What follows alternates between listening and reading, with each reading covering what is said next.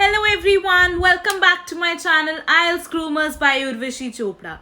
Today's video is about writing task 1 of academic IELTS. And the task 1 is of the category which is a diagrammatical representation, in which you see step by step that how the figures changes or the things changes by the period of time. Here also we have the same structure to write the task 1, which is introduction, the overall and the body paragraphs. As I have told you earlier, that you can write your overall in the second paragraph or you can write it in the end. That is your choice and both of them are correct. So today's video will be discussing step by step all the vocabulary words, plus we'll be discussing how you're gonna write the task entirely in depth. Let's begin then. So let's start with the answer. अब पहले जो होती है हम introduction से start करते हैं. So we'll be rephrasing the question in our own words. तो अब आपको पता है ये एक पिक्चर की फॉर्म में था, तो आप इसको बोल सकते हो द डायग्राम या फिर आप बोल सकते हो द रिप्रेजेंटेशन. ठीक है, तो इसके लिए बहुत सारे वर्ड्स हैं, तो according to the task type आप उसमें से वो वर्ड चूज कर सकते हो. The diagram presents how a Stone Age cutting tool evolved within 0.6 million years. अब many students यहाँ पे million years लिखना भूल जाते हैं, बट मेक श्योर कि आप हमेशा जो यूनिट्स हों क्वेश्चन के वो मेंशन करो, क्योंकि जो आपका एग्जामिनर है वो इन चीज़ों पे आपके ज़रूर फोकस करता है कि आपने ये चीज़ें लिखी हैं या नहीं लिखी. Next comes the overall. तो हमने ओवरऑल में क्या बताना होता है? ओवरऑल में हमने बताना होता है कि जो भी हमें क्वेश्चन में हाइलाइट्स नज़र आती हैं, जो की पॉइंट्स नज़र आते हैं, या तो वो अगर पाई चार्ट हो, बार ग्राफ हो, तो उसमें हम मैक्सिमम मिनिमम बताते हैं. बट अगर कोई डायग्राम की फॉर्म में आता है उसमें क्या ओवरऑल होता है कि जो चेंजेस हमें दिखते हैं एक ग्राफ में या फिर एक मैप में या फिर एक डायग्राम में, जो इवॉल्वमेंट्स आई हैं, जो चेंजेस आए हैं, हम यहाँ पे उनकी बात करते हैं. तो overall it is evident that the older tool was basic and rough, कि जो पुराना टूल था, जो पहले ज़माने का जो टाइप ए टूल है, मतलब वो जो है टूल वो बहुत बेसिक और रफ है. Where as the latter tool was sharper and showed fine craftsmanship, कि जो दूसरा जो नीचे वाला जो आपको दिखाया गया है इस डायग्राम में, तो उसमें जो टूल बी है वो ज़्यादा तीखा है और उसमें ज़्यादा ही फाइननेस है, मतलब वो उबड़ा खुबड़ा नहीं है. जो आपका टास्क टूल 1 था वो ये ज़्यादा रिफाइंड है और इसमें क्राफ्ट्समैनशिप पता लगती है कि ये वर्क जो है आर्टिस्टिक वर्क हुआ है. नेक्स्ट, अब आपके जो बॉडी पैराग्राफ्स हैं वो आप यहाँ पे 3 भी बना सकते हो, 2 भी बना सकते हो. मैंने यहाँ पे 3 बॉडी पैराग्राफ्स बनाए हैं, जिसमें मैंने उनको उनके साइजेस के हिसाब से कंपेयर करके बताया है कि पहला टूल ए और टूल बी के साइज कंपैरिजन के बारे में लिखा है. फिर मैंने शेप्स के बारे में बात की है, फिर मैंने उनके सरफेस के ऊपर डिस्कशन की है. Now let's study one by one according to one type.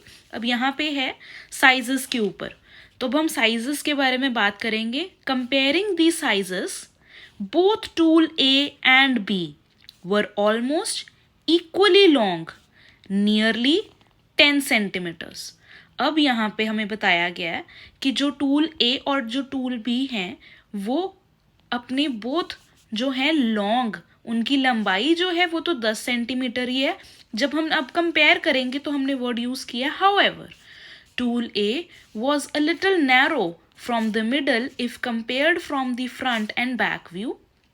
जो टूल ए है वो थोड़ा सा नैरो है मिडल बीच से, अगर हम कंपेयर करें उसके फ्रंट और उसके बैक व्यू से. Interestingly the side views show that the average thickness of tool B was almost half than that of tool A.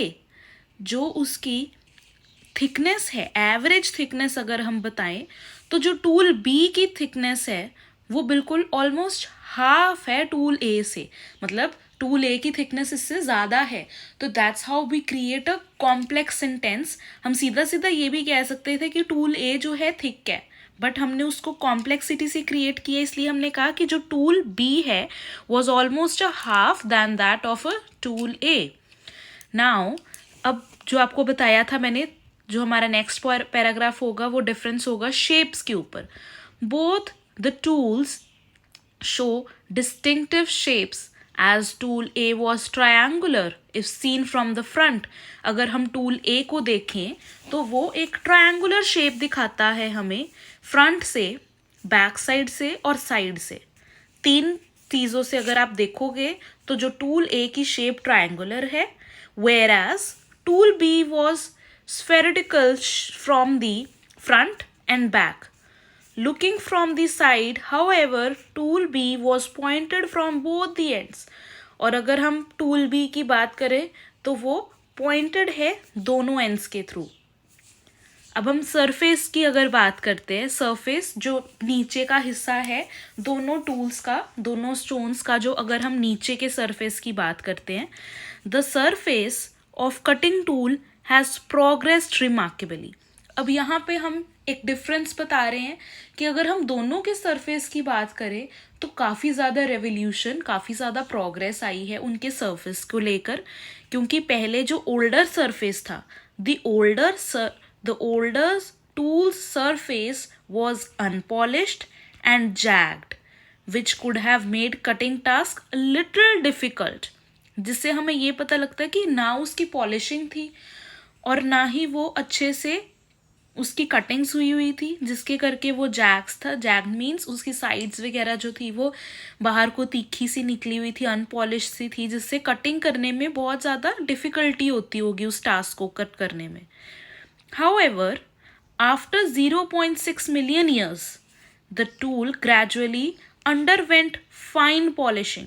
जो टूल है उस पर इतने ईयर्स के बाद, इतने मिलियन ईयर्स के बाद काफ़ी ज़्यादा उसमें पॉलिशिंग आई, उसको एकदम से डेवलप अच्छे तरीके से किया गया, and efficient workmanship making it sharp from all the edges. जिससे उसको एक तीखा, एक औजार सा या एक टूल सा क्रिएट किया गया सभी एजेस को.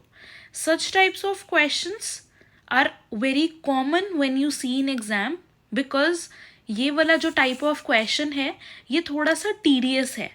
और टास्क 1 अब जो वो डाल रहे हैं स्टूडेंट्स को, they are putting such task जो कि थोड़ी सी कॉम्प्लेक्स स्ट्रक्चर्स हों, बट स्टूडेंट्स को वो अंडरस्टैंडेबल हो जाएगा टास्क और समझ आ जाएगा. ये वाला टास्क जो था वो वन ऑफ दोज टाइप्स था जो स्टूडेंट्स को थोड़ा डिफ़िकल्ट लगता था, and many of them wanted कि इसके ऊपर एक वीडियो बनाया जाए. So I shared this answer with you guys. If you want more such content and more such videos, please follow my channel. Thank you.